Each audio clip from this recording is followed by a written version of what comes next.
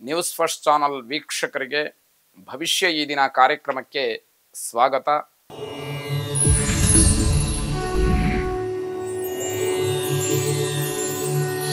ಮೊದಲು ಮೇಷರಾಶಿ. ಮೇಷರಾಶಿಯವರ ಆರೋಗ್ಯದಲ್ಲಿ ಏರುಪೇರಾಗ್ತಕ್ಕಂತಹ ಸೂಚನೆ ಇದೆ. ವಾತಾವರಣ ಚೆನ್ನಾಗಿಲ್ಲ, ಹಾಗಾಗಿ ಅದು ಒಂದು ಕಾರಣವಾದರೆ ಹಿಂದಿನ ದಿನದಲ್ಲಿ ಸೇವನೆ ಮಾಡಿದಂತಹ ಆಹಾರದ ಪ್ರಭಾವವೂ ಕೂಡ ಇರಬಹುದು. ತತ್ಕ್ಷಣದಲ್ಲಿ ವೈದ್ಯರ ಸಲಹೆಯನ್ನು ಪಡ್ಕೊಳ್ಳಿ, ಆರೋಗ್ಯವನ್ನು ಕಾಪಾಡಿಕೊಳ್ಳಿ ಅಂತಕ್ಕಂಥದ್ದು. ಅತಿಯಾದಂತಹ ಆಲೋಚನೆಯಿಂದ ಸಮಸ್ಯೆ ಆಗುತ್ತೆ. ಸುಮ್ಮನೆ ಕೂತ್ಕೊಂಡು ಯೋಚನೆ ಮಾಡ್ತಾ ಇರೋದು, ಕಾರ್ಯರೂಪಕ್ಕೆ ಯಾವುದೂ ಬರೋದಿಲ್ಲ. ಬರೀ ಯೋಚನೆ ಮಾಡಿ ಮಾಡಿ ಮಾಡಿ ಆರೋಗ್ಯವನ್ನು ಕೆಡಿಸ್ಕೊಳ್ತಕ್ಕಂಥದ್ದು. ವ್ಯಾವಹಾರಿಕವಾಗಿಯೂ ಕೂಡ ತುಂಬ ಬೇಸರವಾಗ್ತಕ್ಕಂತಹ ದಿವಸ. ಸಾಂಸಾರಿಕವಾಗಿ ಬೆಂಬಲ ಇದೆ, ಆದರೆ ಸಮಾಧಾನ ಇಲ್ಲ.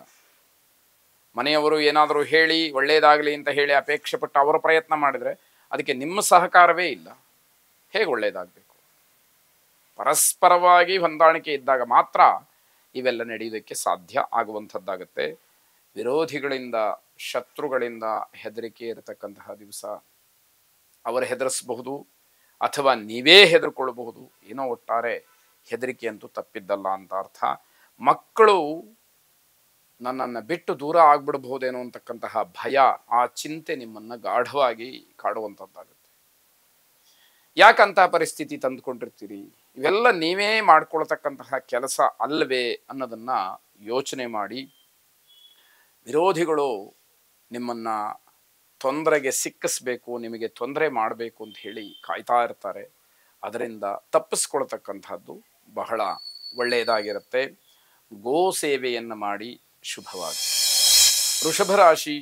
ಅವಿವಾಹಿತರಿಗೆ ಒಳ್ಳೆಯ ಸುದ್ದಿ ಸಿಕ್ಕತ್ತೆ ಅನ್ನುವ ಸೂಚನೆ ಇದೆ. ಅಷ್ಟರಿಂದಲೇ ಸಂತೋಷ ಪಡ್ತಕ್ಕಂಥದ್ದು ಕೆಲವರಿಗೆ ಅನುಭವಕ್ಕೆ ಬರತಕ್ಕಂಥದ್ದು. ನಿಂತೋಗಿದ್ದಂತಹ ಕೆಲವು ಕೆಲಸಗಳು ಪುನರಾರಂಭವಾಗುತ್ತೆ. ಅದು ಬಹಳ ದೊಡ್ಡ ಸಾಧನೆ ಮಾಡಿದ ಹಾಗೆ ಅನುಭವಕ್ಕೆ ಬರ್ತಕ್ಕಂಥದ್ದು. ಮನೆಯಲ್ಲಿ ಹೊಸ ವಾತಾವರಣ ಇರುವಂತಹ ಸಮಯ. ಎಲ್ಲದಕ್ಕೂ ಕೂಡ ಏನೋ ಒಂದು ರೀತಿಯ ಉತ್ಸಾಹ, ಖುಷಿ, ಸಂತೋಷ ಇವೆಲ್ಲವೂ ಕೂಡ ನಿಮಗೆ ಸಿಕ್ಕುವಂಥದ್ದಾಗತ್ತೆ. ಆರ್ಥಿಕವಾದಂತಹ ಮುನ್ನಡೆಯನ್ನು ಸಾಧಿಸ್ತೀರಿ. ಅದು ಸ್ವಭಾವತಃ ಸಂತೋಷಕ್ಕೆ ಕಾರಣವಾಗುತ್ತೆ. ಮಕ್ಕಳ ವಿಚಾರದಲ್ಲಿ ಸುಮಾರು ಈಗ 3-4 ದಿವಸಗಳಿಂದ ಇರಬಹುದು ದೊಡ್ಡ ದೊಡ್ಡ ನಿರ್ಧಾರಗಳನ್ನು ಮಾಡ್ತೀರಿ. ಅದರ ಬಗ್ಗೆ ಚರ್ಚೆಯನ್ನು ಮಾಡ್ತೀರಿ. ಮಕ್ಕಳ ಭವಿಷ್ಯ ಚೆನ್ನಾಗಿರಬೇಕು, ಅವರು ಮುಂದೆ ಬರಬೇಕು, ಅವರ ಅಭಿವೃದ್ಧಿ ಆಗಬೇಕು, ನಾವು ಪೋಷಕರಾಗಿ ಅವರ ಬಗ್ಗೆ ಸರಿಯಾದಂತಹ ನಿರ್ಧಾರಗಳನ್ನು ಮಾಡದೇ ಇದ್ದರೆ ತೊಂದರೆ ಆದೀತು ಅನ್ನುವಂತಹ ಆಲೋಚನೆಗಳು ಹೆಚ್ಚಾಗಿ ಬರ್ತಾ ಇರ್ತಕ್ಕಂಥದ್ದಾಗತ್ತೆ. ಅಂದುಕೊಂಡಂತಹ ಕೆಲಸದಿಂದ ಲಾಭ, ಮತ್ತೆ ನಿಮ್ಮ ಮನಸ್ಸಿಗೆ ಯಾವುದು ಹಿತವೋ ಅಂತಹ ಕೆಲಸಕ್ಕೇ ಆದ್ಯತೆಯನ್ನು ಕೊಡ್ತಕ್ಕಂಥದ್ದು. ಇವೆಲ್ಲವನ್ನ ನೋಡ್ತೀರಿ. ಒಟ್ಟಾರೆ ದಿನ ಹೆಚ್ಚಿನದಾಗಿ ಚೆನ್ನಾಗಿರ್ತಕ್ಕಂಥದ್ದಾಗತ್ತೆ. ಶರಭೇಶ್ವರನನ್ನ ಪ್ರಾರ್ಥನೆ ಮಾಡಿ ಶುಭವಾಗಿ. ಮಿಥುನ ರಾಶಿ. ಆರೋಗ್ಯದಲ್ಲಿ ಏರುಪೇರಾಗಬಹುದು, ಸ್ವಲ್ಪ ಗಮನಿಸ್ಕೊಳ್ಳಿ. ಗಮನ ಹರಿಸದೇ ಇದ್ದಾಗ ತೊಂದರೆಗೆ ಅದು ಅವಕಾಶವಾಗತ್ತೆ. ಮಕ್ಕಳ ವಿಚಾರದಲ್ಲಿ ಸ್ವಲ್ಪ ಮಟ್ಟಿಗೆ ಚಿಂತೆಯನ್ನು ನಡೆಸ್ತೀರಿ. ಆ ಮಕ್ಕಳಿಂದ ನಿಮಗೆ ಚಿಂತೆಯಾಗ್ತಕ್ಕಂಥದ್ದು ಹೆಚ್ಚಾಗಿ ಕಾಡುತ್ತೆ. ಅದನ್ನು ಗಮನಿಸ್ಕೊಳ್ಬೇಕು. ವ್ಯಾವಹಾರಿಕವಾಗಿ ನಿಮಗೆ ಅನುಕೂಲ ಇದೆ. ವ್ಯವಹಾರದ ದೃಷ್ಟಿಯಿಂದ ಅನುಕೂಲತೆಯನ್ನು ನೀವು ಪಡ್ಕೊಳ್ತಕ್ಕಂಥದ್ದಾಗುತ್ತೆ. ಅಂತಹ ಅನುಕೂಲ ನಿಮಗೆ ಶಾಶ್ವತವಾಗಿ ಸಮಾಧಾನವನ್ನು ಕೊಡಲಿ ಅಂತಕ್ಕಂಥದ್ದು.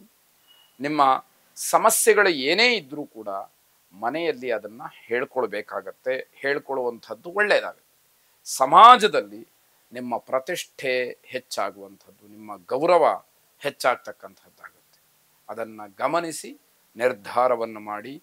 ಸಾರ್ವಜನಿಕರಿಂದ ಗೌರವ ಸಿಗ್ತಕ್ಕಂತಹ ದಿವಸ ಇದು. ಸಮಾಜಮುಖಿಯಾಗಿ ಯಾವಾಗ ಕೆಲಸ ಮಾಡ್ತೀರಿ, ಸಾರ್ವಜನಿಕವಾಗಿ ಯಾವಾಗ ನಿಮ್ಮನ್ನು ನೀವು ತೊಡಗಿಸ್ಕೊಳ್ತೀರಿ, ಸಮಾಜವೂ ಕೂಡ ನಿಮ್ಮನ್ನು ಗೌರವಿಸ್ತಕ್ಕಂಥದ್ದಾಗತ್ತೆ.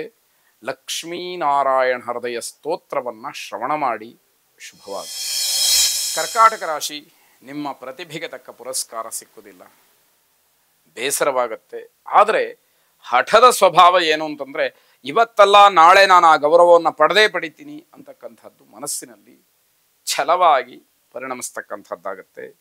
ತಾಯಿಯವರ ಆರೋಗ್ಯದಲ್ಲಿ ವ್ಯತ್ಯಯವಾಗತ್ತೆ, ಗಮನಿಸ್ಕೊಳ್ಳಿ. ಅವರಿಗೆ ತೊಂದರೆಯಾಗುವಂತಹ ಸೂಚನೆಯೂ ಕೂಡ ಕಾಣ್ತಾ ಇದೆ. ಪ್ರೇಮಿಗಳಲ್ಲಿ ಪರಸ್ಪರ ವಿರೋಧ ಉಂಟಾಗ್ತಕ್ಕಂತಹ ದಿವಸ. ಒಬ್ಬರು ಹೇಳಿದ್ದು ಮತ್ತೊಬ್ಬರು ಕೇಳುವ ಸ್ಥಿತಿಯಲ್ಲಿರುವುದಿಲ್ಲ. ವಿರೋಧಕ್ಕೆ ಹೆಚ್ಚಿನ ಆದ್ಯತೆಯನ್ನು ಕೊಡ್ತಕ್ಕಂಥದ್ದಾಗತ್ತೆ. ಆಸ್ತಿ ಖರೀದಿಯಲ್ಲಿ ತೊಂದರೆಯನ್ನು ಮಾಡ್ಕೊಳ್ತೀರಿ. ಸಣ್ಣ ಪುಟ್ಟ ವಿಚಾರಕ್ಕೆ ಕೋಪ ಮಾಡ್ಕೊಳ್ತೀರಿ. ಜೊತೆಗೆ ವ್ಯಾವಹಾರಿಕವಾಗಿ ಹಿನ್ನಡೆಯನ್ನು ಕಾಣ್ತೀರಿ. ಹೀಗೆ ದಿನದ ಕೆಲವು ಫಲಿತಾಂಶಗಳನ್ನು ಭವಿಷ್ಯದ ದೃಷ್ಟಿಯಿಂದ ಗಮನಿಸ್ತಾ ಹೋದಾಗ ದಿನ ಅಷ್ಟೊಂದು ಚೆನ್ನಾಗಿಲ್ಲ ಅನ್ನುವಂಥದ್ದು ಪ್ರತಿಯೊಂದು ಮಾತಿನಲ್ಲೂ ಕೂಡ ಅರ್ಥ ಆಗ್ತಾ ಹೋಗುತ್ತೆ. ಯಾವಾಗ ನಮ್ಮ ದಿವಸ ಚೆನ್ನಾಗಿಲ್ಲ ಅನ್ನುವ ಸೂಚನೆ ಕಾಣುತ್ತೋ ನಾವು ಆದಷ್ಟು ಜಾಗೃತರಾಗಿ ಎಚ್ಚರಿಕೆಯಿಂದ ಇರಬೇಕಾದಂಥದ್ದು ಕರ್ತವ್ಯವಾಗುತ್ತೆ. ಆ ಎಚ್ಚರಿಕೆಯನ್ನು ಮರೆತರೆ ತೊಂದರೆ ಖಂಡಿತವಾಗಿ ಆಗ್ತಕ್ಕಂಥದ್ದಾಗಬಹುದು. ಇಷ್ಟ ದೇವತಾ ಪ್ರಾರ್ಥನೆಯನ್ನು ಮಾಡಿ. ಶುಭವಾಗಿ.